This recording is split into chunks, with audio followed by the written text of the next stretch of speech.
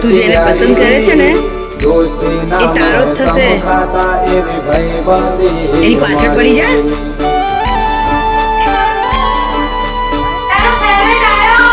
જા જા જા જલ્દી.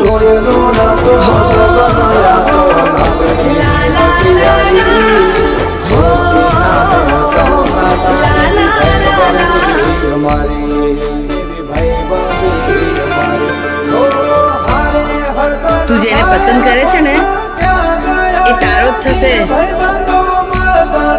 એની પાછળ પડી જા.